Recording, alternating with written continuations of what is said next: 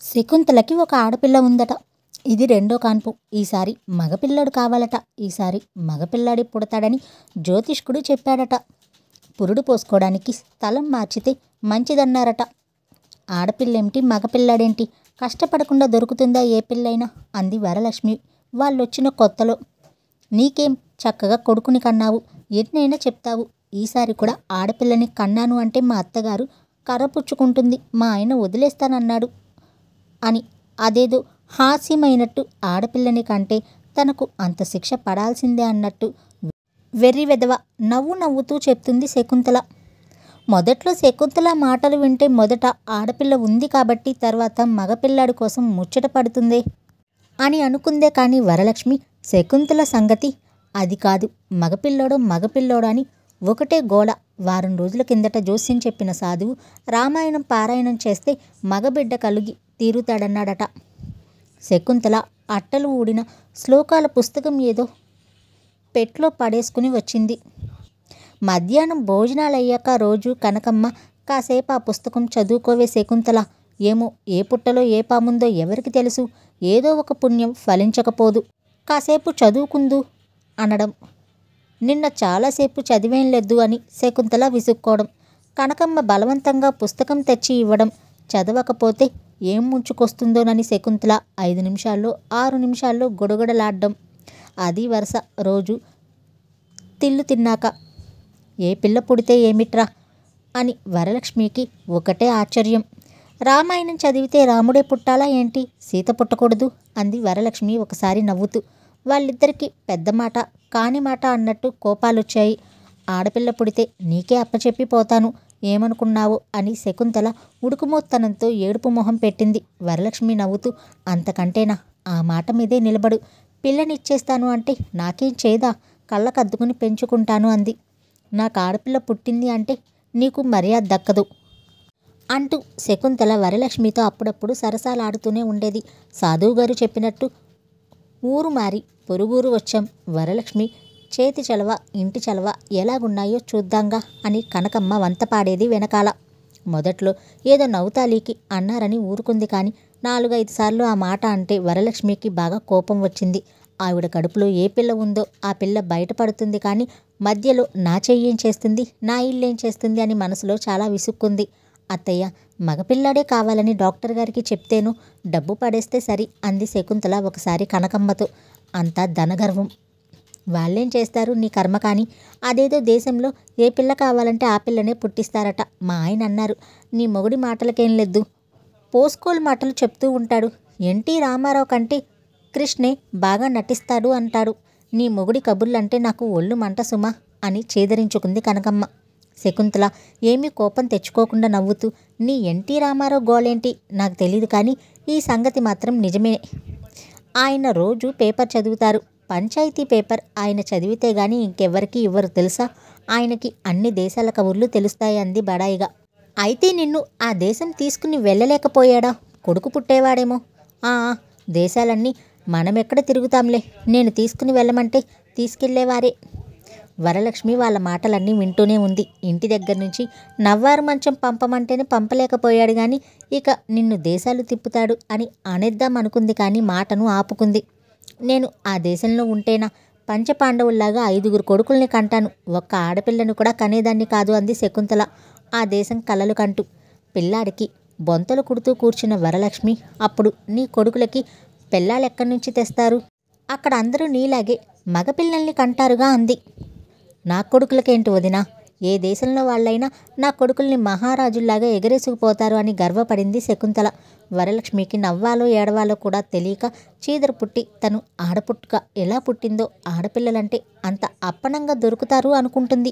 బుద్ధిలేని మనిషి అని మనసులో తిట్టుకుంది. ఒకసారి వరలక్ష్మికి వాళ్ళ గోల చూసి విసుగొచ్చి ఏ పిల్ల పుడితే ఏంటి పోనిద్దురు అనేసింది. వాళ్ళిద్దరూ వరలక్ష్మిని మింగేసినట్టు చూశారు. ఈ మనిషి ఆలోచన ఇలా ఉందా ఇంతకాలం అన్నట్టు చూశారు. కనకమ్మ కాస్త నిష్ఠూరంగా శుభమా అని దీవించరా వెనకన్నా అంటే పెళ్లి కూతురు ముండేది అన్నాడట నీలాంటివాడే. మగపిల్లాడు కావాలని దాని మనసు అంత ఆరాట పడుతూ ఉంటే ఏ పెళ్ళైతే ఏమైంది అని అంటావా, బాగానే ఉంది. ఒక దెయ్యం ఉందిగా, రెండోది కూడా ఆడముండైతే గుమ్మరించాలమ్మా. రేపటి నుంచి మూటలివ్వందే వస్తారంటావా? ఒక ఆడముండ ఉన్నందుకు ఒక మగ సన్యాసి కూడా ఉంటే వాడికి తీసుకోవచ్చు, దీనికి ఇవ్వచ్చు.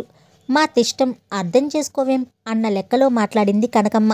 వరలక్ష్మి ఎందుకా మాట అన్నానా వెధవపీడ అని నొచ్చుకుంటూనే, నువ్వన్నమాట నిజమే పిన్ని. ఆడపిల్లల్ని కన్నవాళ్ళు నానా బాధలు పడాలి, నిజమే గాని ఏ పిల్లని కనాలో మన చేతుల్లో ఉందంటావా? ఏ పిల్ల పుడితే ఆ పిల్లని పెంచుకుంటాం గాని అంది. పెంచుకుంటాంలే, పెంచుకోక పారేసుకుంటామా? మగనలుసు పుట్టుకొస్తాడనుకో, దానికి మాకు అందరికీ బరువు దింపుకున్నట్లు ఉంటుంది. అందుకే కదూ ఇన్ని పూజలు, ఇన్ని వ్రతాలు.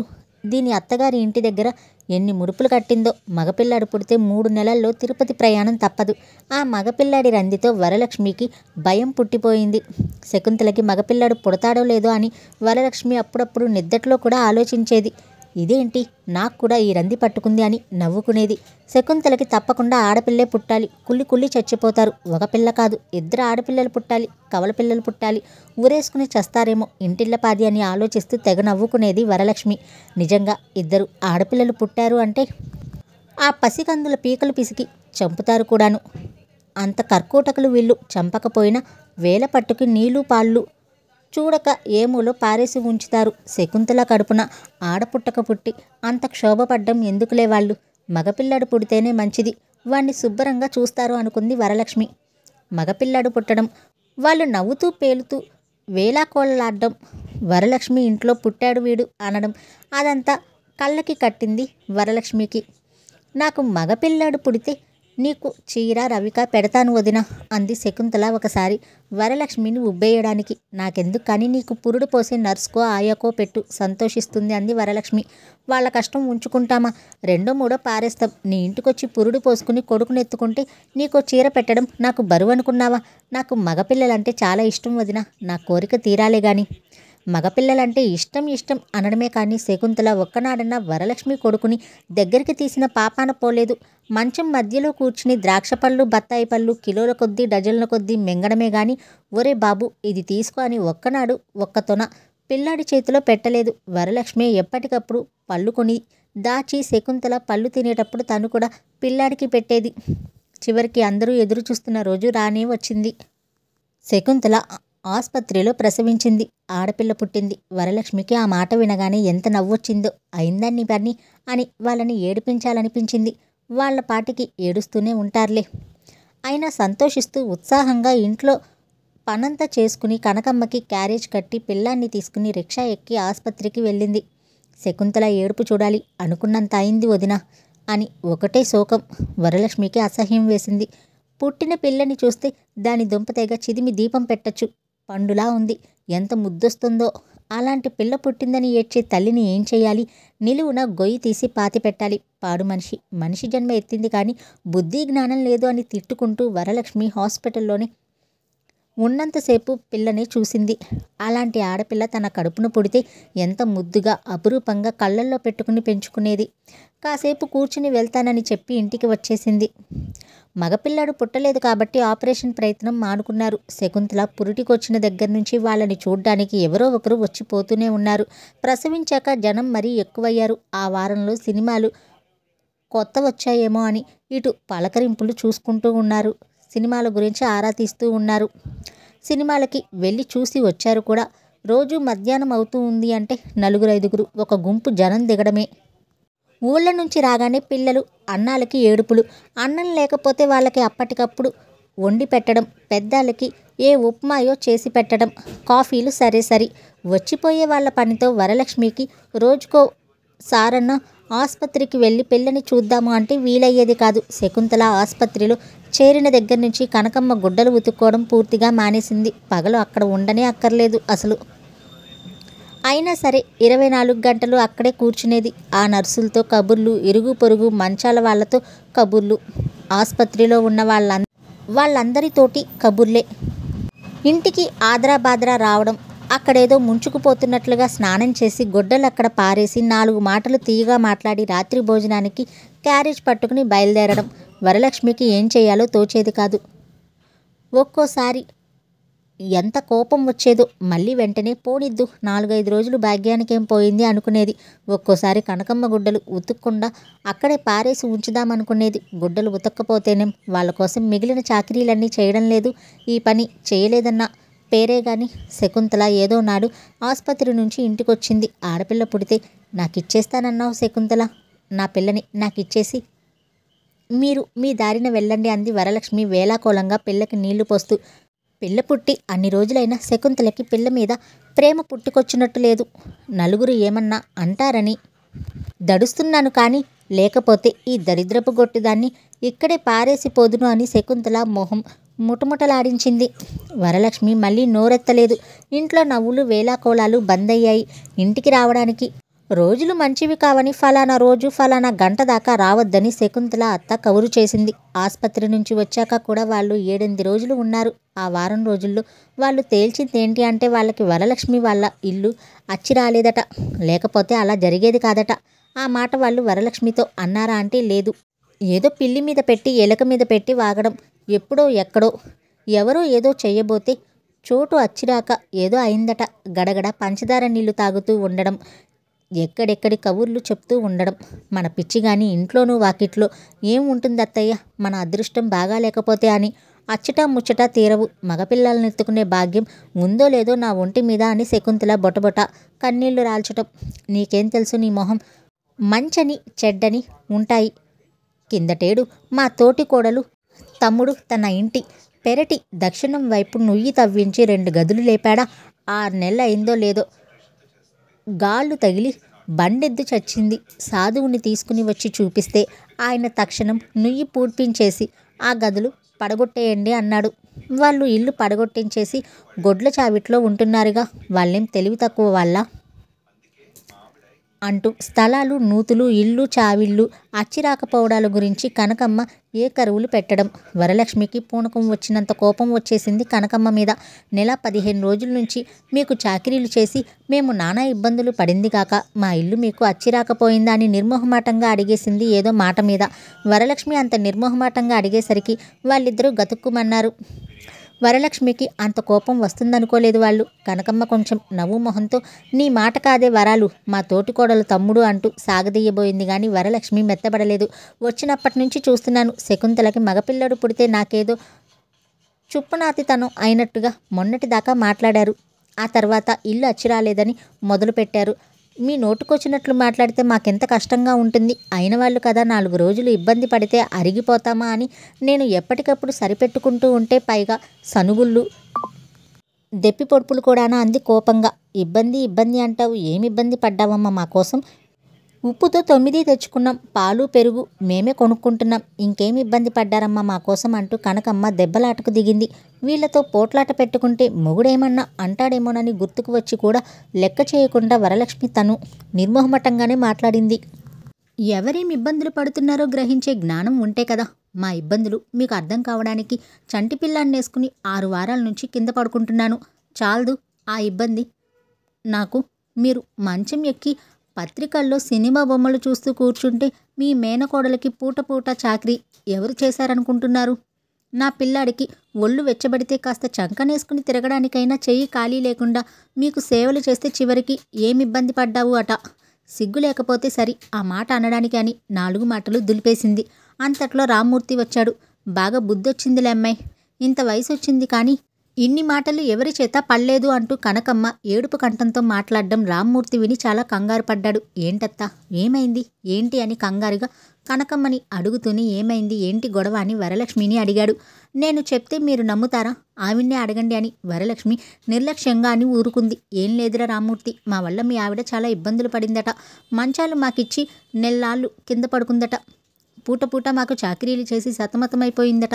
50 ఏళ్ళు వచ్చిన ముండని మేము అత్తారిళ్ళకొచ్చాం, కాపురాలు చేసాం. వచ్చిపోయే వాళ్ళకి నడుం లాగేలాగా చాకరీలు చేసాం. ఏనాడు ఇంటికొచ్చిన వాళ్ళని ఇంతింత మాటలు అనలేదు నాయన. బాగా బుద్ధి చెప్పింది నీ పెళ్ళం. ఇక జన్మలో పరాయి వాళ్ళ కొంపకి పోకుండా బాగా గడ్డి పెట్టిందిలే. మేమసలు ఏ సత్రంలోనో ఉందామనుకున్నాము. ఆ రోజు నువ్వు కనపడి మా ఇంటికి రండత్తా అని అన్నావని నీ మాట తోసేస్తే నువ్వేం చిన్నపుచ్చుకుంటావోనని నీ గుమ్మంలోకి వచ్చాం కానీ అంటూ కళ్ళ నీళ్లు ఒత్తుకుంది కనకమ్మ. నేనన్న మాటలే చెప్పుకొచ్చారు. మీరన్న మాటలు చెప్పరేం? పిల్ల పుట్టిన దగ్గర నుంచి నా చెయ్యి మంచిది కాదని, నా ఇల్లు మంచిది కాదని ఒకటే ఘోష పెట్టారు. ఆ మాటలు కూడా చెప్పండా పెద్ద మనిషికి అంది కోపంగా వరలక్ష్మి. చాలే నోర్ముయ్, వెదవ్వాగుడు నువ్వును అని రామ్మూర్తి వరలక్ష్మి మీద కళ్ళెర్రజేశాడు. ఆవిడ చెప్పిందంతా చక్కగా ఉంది మీకు, నేను చెప్పింది మాత్రం వెదవ్వాగుడైంది అనేసి వరలక్ష్మి బలవంతన కళ్ళనీళ్ళు ఆపుకుంటూ పెరట్లోకి వెళ్ళిపోయింది. దాని మాటలకేంలే అత్త, దాని బాబు సొమ్మేమన్నా పెట్టిందా మిమ్మల్ని అనడానికి? బంధువులైన వాళ్ళు రాకలు పోకలు లేకుండా ఉంటారా? దాని మాటలు పట్టించుకుని నువ్వేం బాధపడకు అని రామ్మూర్తి కనకమ్మని ఓదారుస్తూ కూర్చున్నాడు కాసేపు. సాయంత్రం 4 గంటలయ్యాక వాళ్ళకి ముహూర్తం బాగుందట. 2 రిక్షాలు తెప్పించుకుని బయలుదేరారు. వాళ్ళు తెచ్చుకున్నవి 4 సేర్ల బియ్యం ఉంటే అవి మూటగట్టుకున్నారు. వాళ్ళు కొనుక్కున్న సబ్బు బిళ్ళలు అరిగిపోయి రవ్వంత ముక్క మిగిలితే అది కూడా మూటల్లో పడేసుకున్నారు. సర్దుళ్ళన్నీ అయ్యాక రిక్షా ఎక్కబోయే ముందు శకుంతల వంటింటి గడపలోకి వచ్చి వరలక్ష్మితో ఎప్పుడన్నా అటువైపు వస్తే మా ఇంటికి రండి, వెళ్తున్నామని మొక్కుబడిగా చెప్పి వెళ్ళిపోయింది. వరలక్ష్మి జవాబు చెప్పలేదు. శకుంతల ఒళ్ళో పిల్లని ఒకసారి ముద్దు పెట్టుకుందామని మనసు పీకింది. కానీ వరలక్ష్మి రిక్షా దగ్గరికి వెళ్లకుండా ఊరుకుంది. వాళ్ళు అటు వెళ్ళగానే రామ్మూర్తి కోపంగా ఇంట్లోకి వచ్చి, ఏం లాభం, ఈయనగాచి నక్కల పాలు చేసినట్టు ఇన్నాళ్ళు చేసి వెళ్లే రోజున దెబ్బలాటేసుకున్నావు. వాళ్ళేం గతి లేకనే ఇంటికొచ్చారనుకుంటున్నావా? మంచి చెడ్డ తెలిసి మాట్లాడాలి, నీకది తెలిసేడిస్తేనేగా అని ఎగిరాడు. వరలక్ష్మి నోరు తెరిస్తే ఏడుపు ముంచుకొచ్చేలాగా ఉంది. అసలు జరిగిందేంటని ఒక్క మాట తనని అడగలేదు. దాని మనసు ఎంత కష్టం వేస్తే మిమ్మల్ని అలా అందో అని వాళ్లతో అనలేదు. పైగా ఇంట్లోకి వచ్చి తనని చివాట్లు పెట్టడం వరలక్ష్మికి తనని తాను సమర్థించుకుంటూ జవాబు చెప్పుకోవాలని బొత్తిగా అనిపించలేదు. ఆ సంగతి గ్రహించలేని వారికి చెప్పడం కంటే రాయికో రెప్పకో మొరపెట్టుకోవడం మంచిదనిపించి రామ్మూర్తి మాటలకు జవాబు చెప్పకుండా ఊరుకుంది. కనకమ్మ వాళ్ళు తర్వాత చుట్టాల్లో బంధువుల్లో వరలక్ష్మిని అల్లరి చేసి వదిలిపెట్టారు. గడపలో కాలు పెట్టిన దగ్గర నుంచి వాళ్లతో వరలక్ష్మి పోట్లాటలేనని, ఎప్పుడన్నా కాస్త సాయం చేసినా దెప్పుడుపే అని, అందరికీ బాలింతరాలి చేతిలో ఒక జాకెట్ గుడ్డన్నా పెట్టలేదని, అసలు వరలక్ష్మి మొహం మారెమ్మ మొహమట, కట్టుకున్నవన్నీ లెక్క చేయదట.